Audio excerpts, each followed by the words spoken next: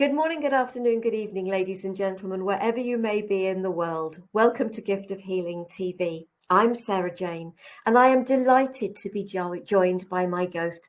I love it. Sorry, if you knew what had happened just before you're seeing this, yes. You'd understand why ghost came out. My guest, Linda Binns. Linda, thank you so much for joining us. I'm so glad to be here. You have no idea. I do. Our poor viewers don't. Yeah. Just so we had a technical hitch. Yes, a different. I haven't had that one before, so I'll chalk that up to experience. Well, they like giving us challenges, don't they? Yes. Mental note: check the chat. Yes. Yes. I never do. I just kind of go into full flow, and then So now check the chat. So it's lovely to have you here with me, Linda. It really is. And Linda's going to be sharing with us your energy blueprint. But before we get to that, just a little bit, I'm going to let you know a little bit more about Linda. Linda Binns is an energy coach, speaker, and personal transformation mentor who helps heart-centered, empathic professionals heal from within by understanding and aligning with their unique energy blueprint. Drawing on a unique blend of energy principles, self-awareness tools, and holistic practices, Linda guides her clients to release limiting beliefs, emotional baggage, and energetic misalignment so they can experience clarity, confidence, and authentic success. Her signature approach compassionately weaves together deep self-discovery with practical energy mastery, helping clients reconnect with their true selves, restore their inner peace, and step into a life of authenticity, clarity, fulfillment, and freedom. Originally from England and now based in Oregon, Linda supports clients around the world through private coaching programs and group experiences that foster real healing and lasting transformation. Linda, thank you for joining us, and thank you for your patience with the technical issues. I'm sorry about that. That's a big lesson for me. Check the chat. Linda, share a little about yourself and how the energy blueprint came about. It's been many years in the making, but as a child, I grew up with zero, and I mean zero, confidence and self-esteem. I had a narcissistic mother. My father wasn't in the picture. He had left home. And anything and everything that went wrong in our home was my fault. I was constantly told, that, and really conditioned to believe that who I wasn't good enough. Anything I said or did was wrong. And so it's hard in that environment to believe that, you can amount to anything, that there's anything good about you. So once I left home and I started working in the corporate world and so on, I gradually started to question that belief because of other people's responses to me. My bosses would always be delighted with what I did, and I would always be terrified and think, oh, they must be wrong. They'll find out any minute. I'm not any good. I don't know what I'm doing. But constantly I got praised and I was promoted and all of these things. And so it just really started me questioning what I had been conditioned to believe. And so little by little, I started to really understand myself a little bit more. I discovered the concept of energy. I loved what I learned so much that I decided I had to teach this to others and share it. And so I started my own business about 26 years ago, and I had no clue what I was doing. I really was terrified of speaking in public, but knew I had to do it. And I was so passionate about what I was talking about, how people could transform and change their lives with these principles, that I really, stepped up and forced myself to do it. Now I feel a lot more comfortable, obviously, doing it, but that's because it's not about me. It's about the information I'm sharing. And so over the years, the more I've learned about energy, our energy, the energy around us, the energy of other people and how it affects us. If you've ever thought, when you buy a new appliance, you get an instruction manual. If you've ever thought, and people have said to me, why isn't there an instruction manual for life? Well, that's how I see the energy blueprint. If you uncover your own unique energy blueprint, it is like your user manual for your life. It's that powerful. So that's how I see it. It sounds in some respects as there are huge aspects of likeness in our early upbringing. I sort of totally get that feeling unloved, unworthy, not good enough, and all of that. So, and I think there are so many of us within the type of thing that we do that we have felt that way, and we like to share to support people so they don't have to continue to feel that way. Absolutely. Yes. I mean, it's so many people feel that way, even people who are that you see and you think, oh my gosh, they've got it all together, they're really successful, there's nothing wrong in their lives. A lot of times they have doubts, and they've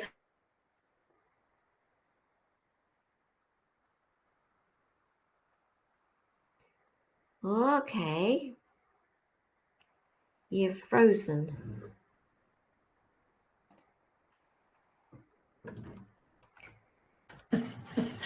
Oh, you're back. You froze. That's funny because you froze on my screen. I don't know what's going on. There's something in the technology atmosphere today. It's not Mercury retrograde or anything like that, no, is it? We can't blame that. So we got so far, and then you froze. So sort of. Okay. So it's a matter of what. Let's put me back full screen a second. Put it on the screen. So when you talk about the energy blueprint, I think I understand what you mean. But for somebody who's thinking, well, what is it? Mm-hmm. Can you try and describe it? Yes. It's essentially everything that makes up who you are. So it is the unique combination of your beliefs, your emotions, your life experiences, your environment, ancestral patterns, your innate gifts. It is like, think of it like an energetic fingerprint, if you would, that makes you, you. So you're not like anybody else. My blueprint's different from yours. Yours is different from mine. Just like if you were building a house, a blueprint would guide the building of that structure. Well, your energy blueprint influences how you show up in your life. I mean, it's there. We all have one, but it's whether you're aware of it and what you do with it once you are aware of it, because it influences how you make decisions, how you respond to challenges, how you interact with other people. So understanding it is crucial because it helps you recognize where your energy is flowing freely and where it might be blocked. Because many of us try to push forward in our careers or personal growth without realizing we are carrying outdated beliefs or unresolved emotions that are quietly sabotaging us. So when you uncover your blueprint, you become aware of what's helping you or what's getting in your way, so you can make aligned choices that lead you to greater clarity, confidence, and fulfillment in all areas of your life. Yeah, I was sort of thinking about this, and it's really about the layers of the onion of peeling it all back so you can get back to who you are. I personally believe we are born perfect for the life that we are here to experience. And I also believe that we choose the experiences, at least some of them. Mm-hmm. And it is how we react to those experiences. But the experiences as a child, we have absolutely no frame of reference as to how to react to those things, to words that are said, situations, things we witness, etc., etc. And they become, to a certain degree, at that point, I suppose, the energy blueprint, until such time as we can unpick that with an understanding that we couldn't have when we were younger. Does that make sense? Does that? Oh yeah, that makes complete sense. So it's really understanding yourself at the deepest levels. So I see it this way. We start with self-awareness. It's like peeling the onion, right? Peeling the layers of the onion. And the deeper you go, I think the more it leads to what I call self-illumination. So if you've ever walked down one of those, a hallway, like a dark hallway, where, you know, the lights come on as you walk down. So every step that you take, a light comes on, and you take some more steps and another light comes on. So it gradually illuminates the pathway. And that's how I see it. The more aware we become, the deeper we go, the more layers of that onion we strip away, the more we start to understand ourselves and reconnect with who we really are. Because it's been there all the time. It's just covered up by all these other layers. And once you start going deeper and deeper and deeper, that's when it starts to illuminate your path, if you like, who you really are, what's most important to you, what you're here to do in the world, all those kinds of things. Oh, and I so get that. And I love the fact that there are so many different ways people can look into doing these things. I do it because my story goes really right back to just before I was 1. I have absolutely no memories of it. I know nearly exactly what happened, but I have no memories of it. But it caused feelings of abandonment and of rejection. And that baby, that 1-year-old, couldn't understand circumstances outside of her parents' control. And it's about, I think, once we are an adult, if we don't want to go living in the past, but if we can look back and we can try and understand as much of the picture as we can, rather than just what is so deep cellular memory level within us, that it has shaped us, so that we can actually start to peel that away. Then you can see the gifts in that, right? So for me, and it sounds like for you as well, rejection was a major theme, right, in our lives early on. And so that has been a major life theme for me. So it continued into adulthood. I was married, got divorced, you know, all these, I can list instances of where I felt rejected. Understanding my energy blueprint, peeling back those layers, one of the most powerful things I learned was that the theme of rejection was something I was here to heal, not just for myself, but going back generations, right? So once I understood that, then I could see the gift in it. It wasn't something that happened to me. It wasn't something that, you know, was really a problem, although it's caused me many challenges growing up. I can see it, the gift that it was. And now rejection doesn't scare me.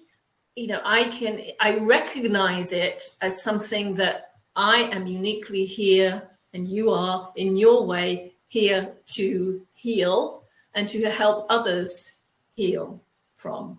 So, you know, understanding yourself at that level, I mean, it took me years to get to that understanding, right? Because, you know, you're afraid of rejection, and you have experience after experience of rejection in your life. You begin to think, well, it must be me. There must be something wrong with me. But that understanding that, no, this is energetically something I am here to heal, changes everything. I think of that word rejection, and I think, but if you've ever had to say to somebody, I'm really sorry, but no. Is it a rejection, or is it just somebody who's honoring who they are? It's not a rejection of you. It is just what is right for that individual. And we talk about, sort of being true to ourselves. Yeah, I've been married twice. I mean, I've sort of divorced twice. And yeah, other things, as you say, there are a list of things. But I actually I'm one of these people I have blocked so much because of the pain of feeling rejection and abandoned. But I can now look at it and think, am I really being rejected? Or is somebody just honoring themselves? Mm-hmm. And it's for all of us, isn't it, to open up to understanding. It's like the word forgiveness. Is it others we should be forgiving? Or is it ourselves we should be forgiving for allowing others to affect us in the way they did? And that fits back into the rejection, because when they said no, we took it on as something against us. So we're the ones that caused us the problem. And when I realize this, I think forgiveness always has to be of ourselves first and foremost, and forgiving ourselves for taking on what we did, for not understanding, for allowing others to treat us in the way they did, perhaps. And once I realized and was able to forgive myself, and I realized the reason for the theme of rejection in my life, I had worked a lot in the past on, trying to forgive my mother, trying to forgive my family, all those kinds of things. And I realized ultimately there was nothing to forgive, right? Because it's what I was here to do. So they were just facilitating that. So I truly see it now as a gift for me, because by my willingness to go deeper and understand myself more and really connect with myself, it's led me to who I am now, what I'm able to do now, the work that I do. And it is such a gift. So instead of seeing it as a problem and something that was done to me, I can recognize it for the gift that it is. I 100% agree. The trauma I went through as a baby, I see as a gift I gave myself so that I can do what I do today. But okay, it can take years to get to that point. We're not saying that this is easy to do. It will be, I don't think the word easy is a word really to use, but our language can be really limited in some respects.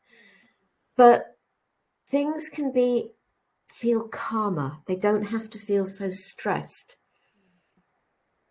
But we are the only ones. Yes, you and I are here in our own unique way to support people through. So we do require support. I had to have support, but I did an awful lot of work myself, as I'm sure you did, but we still had support. But at the end of the day, we are the only ones who can heal ourselves. But nobody can do it for you. And, trust me, I went to people in the hope that they could do it for me. It's like, fix me, go to the various healers and energy workers in the hopes that they would fix me, and that's not how it works. I mean, yes, you can be guided, you can be supported and in your own healing journey, but ultimately it's you that has to do your own inner work. Where did it all start for you? What was the first technique or whatever that really started the ball rolling for you? Oh, I'd love to say there was this big aha, but it was really a gradual unfolding. But if I think about some of the biggest breakthroughs or awarenesses that I have to say, first of all, it was understanding my energy as I'm a highly sensitive person. 20 to 30% of the population falls into that category, which means our nervous systems, our brains function differently from everybody else. So understanding what that meant, and most of all, understanding, I remember reading the book at the time, The Highly Sensitive Person by Elaine Aron.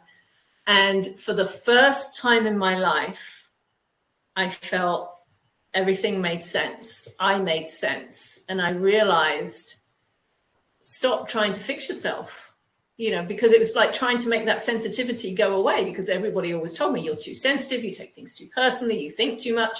Those are all qualities, wonderful qualities of a highly sensitive person. So I would say that was a big turning point for me in truly peeling away those layers of the onion that helped me understand, this is my energy, this is who I am, and not trying to fight it, but learning how to embrace it and work with it and use it in the best way possible. So that was a turning point for me, understanding that. The other thing I would say is learning the concept, understanding the concept of taking responsibility for yourself, not expecting somebody else to fix you. Yes, you need the support. Yes, you need the guidance. And it's so helpful to have someone you can talk things through, who can help you see things that you can't see for yourself. You absolutely need that. But this concept of, okay, it's not, people are not doing things to me. If you said something horrible to me, I hate what you're wearing or something like that. If I got triggered, if that made me feel upset, it's not because of what you said. It's nothing actually to do with you. It's what I need to look at is what just came up in me. Why did that upset me? Why do I feel angry or sad or whatever I feel?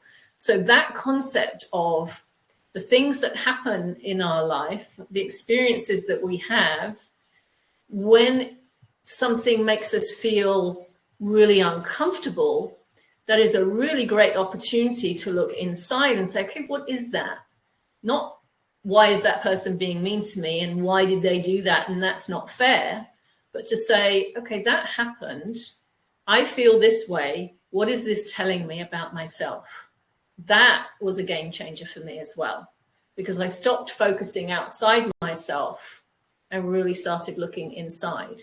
Because when something happens like that and you get triggered and upset, it's for a reason. There's something for you to learn. And what I've discovered is that once you learn what it is you need to learn, you don't have those experiences anymore. I used to attract narcissists and bullies and people who were sort of very toxic. Why? Because they would pass that energy on to me. I didn't know, so I would take it on. Now they feel better and I feel terrible, right? So understanding how energy works, being able to recognize that, I can say, okay, actually this energy isn't mine, or what is this triggered in me? What is mine that I can, work through and let go, rather than making it all about the other person. And now I don't attract those kinds of people anymore, because I learned what I needed to learn from the situation. And that's just it, isn't it? It's a matter of us being open to releasing, of understanding, and of growing. But we are the only ones. I don't know.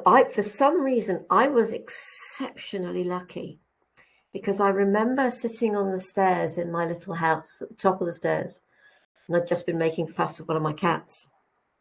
And I thought, what can I learn for me? It was like, I can't really learn massage because you can't. Well, I could. I can't exactly do it to myself. And I wasn't even, well, I was obviously at the beginning of my journey, but I must have been, because I didn't realize I was saying that question to the universe. And the universe brought me the answer. When I went to a mind, body, spirit fair, and I think it was a holistic fair, and the very first person inside the door, and she was sharing about a technique called metamorphic technique and sharing about an angel day. We got talking, and she said it was her Reiki master who taught her the metamorphic technique and was holding the angel day. And then we got talking about Reiki, and she said, when you do your level 1, the first person you treat is yourself. What had I asked? What can you do for yourself? Exactly. What can I do for me? So I was, in that respect, I was very lucky. Somehow I knew it was what had I got to do. And I also did go on and learn metamorphic technique. And to become a practitioner, you not only have to offer 50 sessions, you have to receive 20. And it's a technique that helps change energy pathways in your body that gets rid of old unwanted behaviors. It can only clear what you're ready to release. Yes, that's the the key. same with the Reiki, the same with anything, any conversation. Nothing can take away from you what you aren't ready to release, what you haven't dealt with. And you mentioned about sort of down the ancestral line, and we've done my youngest sister's done a lot of research into especially the feminine ancestral line, mum, grandma, great grandma, great great grandma, and what we know of them and what they went through. Yeah. So it is about us supporting ourselves and then allowing others to support us to do that, isn't it?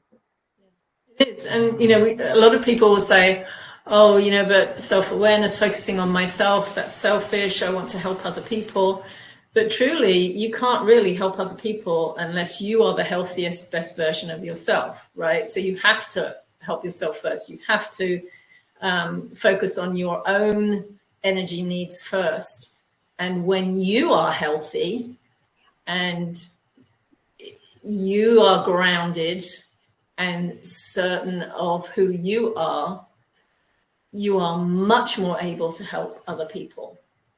That's what you bring to other people. But if you are holding on to so much past trauma and pain, and you're not healthy within yourself, and then you're trying to help and heal other people, that's really not a good thing. You'll help people so much more if you're grounded and balanced and healthy within yourself. So it has to be self first. And then it's a natural progression. I think of three things: self-awareness, release, alignment. So the more aware you are, the more you can release those things that you need to release that are holding you back, those false beliefs, that trauma from the past, whatever it is. You can't release it without knowing about it. You can't release it without the awareness piece. And as you release it, you naturally start to come into greater alignment with who you really are. It's a kind of natural process. So it all starts with self-awareness. So that absolutely is not selfish. It is the opposite of selfish. It's the most important thing you can do. And then the energy that you give to others and the way that you help others is the healthiest and highest version of you that you can possibly bring. It's a wonderful thing. I think you and I will be preaching to the converted, because that is exactly that. But then we understand the importance of that, and and I did a book earlier this year, and Linda's part of that book. I didn't become selfish. I became harder to manipulate. But I'm not selfish Because if I don't take care of my energies, how am I going to have, I cannot pour from an empty cup. And I don't know about you, but how many times do I say this to clients? Give yourself me time, whatever that is for you. Let yourself re-energize. Give yourself the break. We're often so hard on ourselves, Mm. you know, and I know for myself, you know, understanding the concept of self-care and putting yourself first was really hard for me in the beginning. I don't know what self-care was. You know, do something nice for yourself every day, or give, you know, what would that be? I don't know. I didn't know how to do that. So it really was a learning process for me to be able to do that. And the recognition, I remember a healer friend of mine telling me, you know, you're so good to everybody else, but you're so hard on yourself. And that was like a real wake-up call for me, because I recognized the truth of it. I had such criticism of myself and such unrealistic, ridiculous, sometimes, expectations of myself that I would never put onto somebody else. I would never expect those things of other people. But yeah, I didn't treat myself very well. So it took me a while to learn how to do that. Ditto. I have to. Some perfectionist. Everything, oh yes, recovering perfectionist here. everything had to be perfect. I could absolutely accept in others, but I couldn't accept it in myself. But I think that is just part and parcel of feeling the unworthy, the unwanted, the unloved, the not good enough, because we had to prove ourselves. But trouble was, we were trying to prove ourselves to people who weren't interested in Right. anyway. You know, and yeah, I did really well in business as well. I was really good at what I did, but I still doubted myself. Yes. It's just so. If anybody who listens to this and you're feeling these feelings, you are good enough. You are worthy. Let yourself, but it's our monkey mind, that ego mind, that wishes to control us and can only do that by keeping knocking us down. It doesn't like us to rise above it, you know, sort of, but we are good enough when we are totally true to ourselves, and we can open to I look at my journey, my healing journey, as being my gift to the world, because it's still a work in progress. As I have gone along this journey of healing, I have learnt more and more that I can support others with. This is what has worked for me. You share what has worked for you. And that's the way, but I'm also, it suddenly just popped into my head, Chiron, the wounded healer. That is what each and every one of us who come from our heart with what we share, the gifts we share. We don't come from our ego mind. We come from our heart. And when we share these things with people, it's because we care. It's not oh, you've got to come to me, I'm the best, I'm the only one who can help you. It is, but sadly, there are those out there who are like that. Yeah, I mean, the challenge comes, I think, especially when you're a healer and you really care about other people and you have a business. I mean, it's a business, and then you start thinking, well, I have to understand business, and then you get into marketing and the sales and all this nasty stuff, and I think it sidetracks you. I mean, I know that's happened to me, and you know, I as I look at things and I see people talking about how much money they've made, how many books they've sold, how many awards they've won, and you know, how many pairs of shoes they have and, you know, have a boat or whatever. I look at that and I think, I wouldn't choose you as my coach or somebody to help me because of any of those things. I want to know who you are, and do you care about me, and are you able to help me? So I think that's where the challenge comes, is when it becomes a business and you want to help as many people as possible. So I think sometimes people think that by sharing all those things about themselves, it makes people more likely to want to work with them. And maybe it does. I don't know. But that's not, I can't do that. You know, it's not, those things are not important to me. I want to know, who are you energetically, and can you help me? Right? Do we gel together? And would you put me first, or if I'm working with you? That's what I want to know. I suppose with the gift I feel I bring, and the truth of the matter is, they may just need one session. Exactly. Because then they can potentially. And I remember a friend of mine saying, "So Sarah, you're running a business," and it's just like, yeah, but I can't do that I can't be the way you're telling me to be with what I bring, because that won't work. No. I remember once going to a course on speaking, you know, how to speak on stage kind of thing, because I was very terrified of doing that. And they would, you know, because I'm such an introvert, you think of, when I think of professional speakers, sometimes we think of like a Tony Robbins, you know, who's all rah, rah, rah, and motivational speakers, and that is so not me. And I remember going to this course, and they were trying to tell me to, you have to play this music when you go up on stage, and it's, you know, high energy, blah, blah. And I thought, that is so not me. And so what I started doing was, I heard one speaker, Dennis Waitley, and he's an introvert. He's a very, very well-known speaker.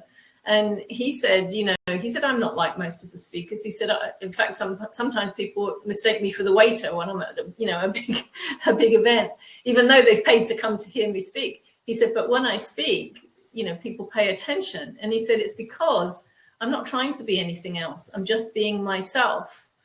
And that really freed me up to be able to go onto stage and just be myself. In fact, in the beginning, I used to say to people, if you're expecting a motivational speaker, that's not me. I'm just here to share some information with you, and I hope it's of value. And I don't see myself as a speaker in that way. And people would come up to me afterwards and say, oh, that was so wonderful, and I really resonated with what you said and all of this. And I thought, that's wonderful, because I don't have to try and be something I'm not. I just have to be myself. And this is what I love about the way the world is going to a certain degree, because the old rules of selling are becoming so outdated.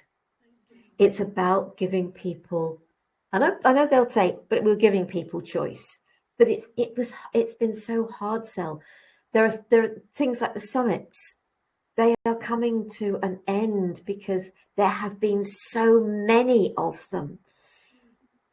So everything is changing, and it's not a matter of think outside the box. It's a matter of shut the box away, because there are no limitations. Do things the way that feel right, ethically, morally, etc., that resonate with you. When I started Gift of Healing TV, I didn't have everything in place. I just had sufficient in place that I could actually do it. And it's built from there. And it's created the resource I wished to create. It's with doing other things that I do, doing the book. I did it totally differently to everybody else, because it didn't resonate with me to follow the rules other people put on it. So create your own rules once you're confident with yourself. And that's the same with the blueprint. Is like so often we're looking for answers right outside ourselves, and somebody will say, I have this blueprint, this method that I used, and I did these steps and I got this result, and if you follow these exact steps that I did, and you will get exactly the same result that I got. And so what happens when you do that and you don't get the result? Because it's not who you are. So it's more about finding out who you are and what works for you than it is saying, but we want, it's easier, isn't it, to say, okay, well, that person succeeded, so if I follow what they did, then I will succeed as well. It's easier to do that. And I've had people say to me, the hardest, they would rather do anything than look inside themselves. They're constantly looking for external solutions. The last thing they want to do is look inside themselves, because they're afraid, I think, of what they're going to find. It's not like that at all. And once you start doing this work, I think you'll agree, there is no going back. You would not go back to who you used to be, right?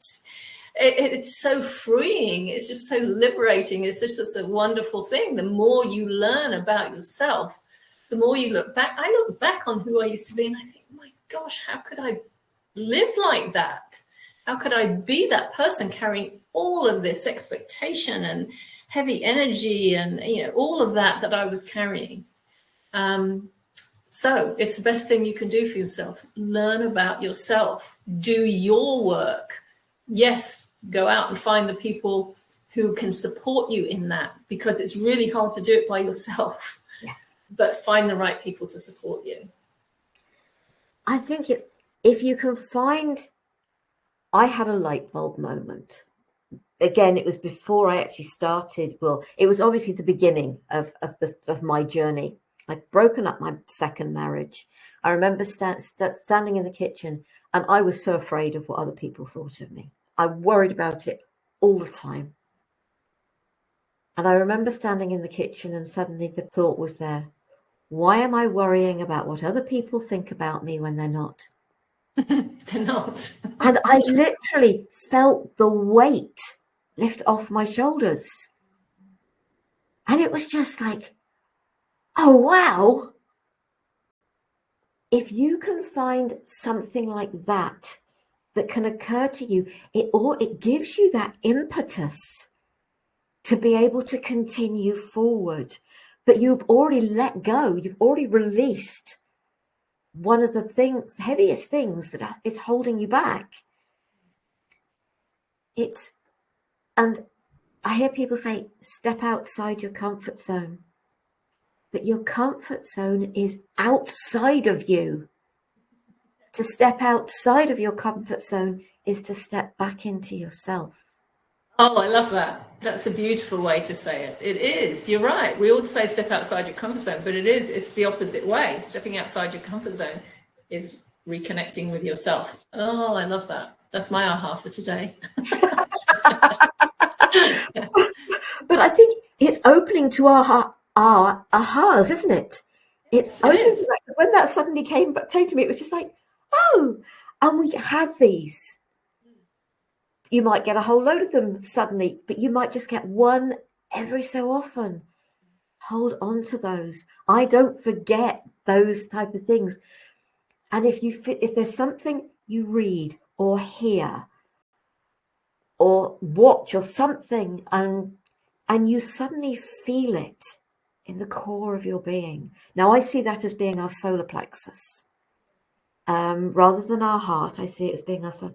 But if you feel it right in the core of your being, you're feeling the truth of that. That might not be other people's truth, but it is your truth. And I've had that on a couple of occasions. One was reading, I can't remember what it was within Conversations with God, but I do remember what the second one was. And it was reading the Da Vinci Code. And when they said that Jesus was married to Mary Magdalene, and I knew the truth of that. regardless of what other people may think, feel, understand. That's your right to your belief. That hit me in the core of my being. But as you talk about ancestral line, we have multiple lifetimes. Yeah. Yeah. And there are energies potentially from previous lifetimes, and that was one of mine. So we're going back a very long time. Some of us are very old souls. Yes. Well, and speaking about those aha moments, I think one of them for me was Don Miguel Ruiz, I think it was, who wrote the Four Agreements. There's a lovely quote from him that says, which I have printed out somewhere, and I refer to it often. And it says, "Don't take anything personally. Nothing others do is because of you." Yeah. Right? It's a result of their own experiences, their own dreams, whatever's going on with them. That was a huge aha for me. It's like, oh, that's so true. It's not about me. Whatever they do to me has nothing to do with me. It's all about them. Right? Yeah. That was a wonderful one for me. Yeah, and there's another one, isn't there? It's what you think of me is none of my business. Yes. It's something like that. That's not a perfect interpretation of the quote, but it's sufficient, and there are so many brilliant quotes out there that can really just hit the core, and it's just like, oh wow, the aha. Yeah, just bringing a really good aha, because growing up in our house, the most important thing was what everybody else thought of us. It was like, oh, we can't let people see, the real truth. Got to be, keeping up appearances thing, pretending everything's okay when it really isn't. And, my mother always thought that, had this idea of what other people were thinking about her and saying about her. And, it was never a good thing. And I would say to her, how do you know they think that? They don't think, oh, I know. It's like, no, you don't. And like you said, they're not thinking about you at all. Yeah, absolutely. We're coming to the end of the program. So I am going to put your website into the chat, and I will put it under the video on YouTube. But is there anything that we haven't touched on that you would like to add before we close? The only thing I can think of to add is really, don't be afraid of yourself, of looking inward at yourself, because I think there's so much fear around that. You find that once you start to do it, it's not scary at all. And we talked about it's not easy. I think the concept is simple, but no, it isn't easy, which is why it's really helpful to have support. But the concept is simple. And somebody put it to me a long time ago. She said, know who you are and be that. That's it. Very simple. Not easy, because we don't know who we are. And this is why, I talk about the energy blueprint. It's really that, understanding who you are. But don't be afraid of it. Don't be afraid of it. I think trying to control everything and control outside circumstances, or be more afraid of staying the same than you are of what it takes for you to change in a healthy way. And that, to me, is the more scary thing now, is just staying stuck in something that's not in alignment with who I am. That's more scary than learning what I need to learn about myself so I can break free from that. Yeah. No, I 100%. I am so pleased I've broken free. Yes, me too. Oh, such a gift. Such a gift. Oh, it is. But it's a gift I think the majority of us are here to give to ourselves. There are going to be those that will never, not in this lifetime. Right. But that's choice. Mm-hmm. You can choose to stay stuck, or you can choose to unstick yourself. Yeah, exactly. It's always a choice, and nothing wrong or right in that. It's whatever is the choice for you, whatever choice you make. Yeah, absolutely. Linda, thank you so very much It's been an absolute pleasure. It really has. It has been a pleasure for me, and I'm so glad we eventually got to talk to each other. I don't know what happened in the beginning, but I was in full flow and couldn't be stopped. Folks aren't going to see that bit. Good. Because that was something like 12 minutes of sort of blank, really. So we will certainly edit that bit out. We're talking about it, and you're thinking, what are they talking about? Yeah, well, they won't know. Okay. We love technology. Yes, we love technology most of the time. Next week, we've got another Today's Conversation, part of our Selfish or Harder to Manipulate series with Laurie Morin and Kate Babatin. I hope you'll consider joining us for that. Thank you so much indeed, Linda. It's been a real pleasure to have you here. And I'm sure we'll talk again soon. Take care, folks. Right. Thank you. Bye-bye. Bye-bye.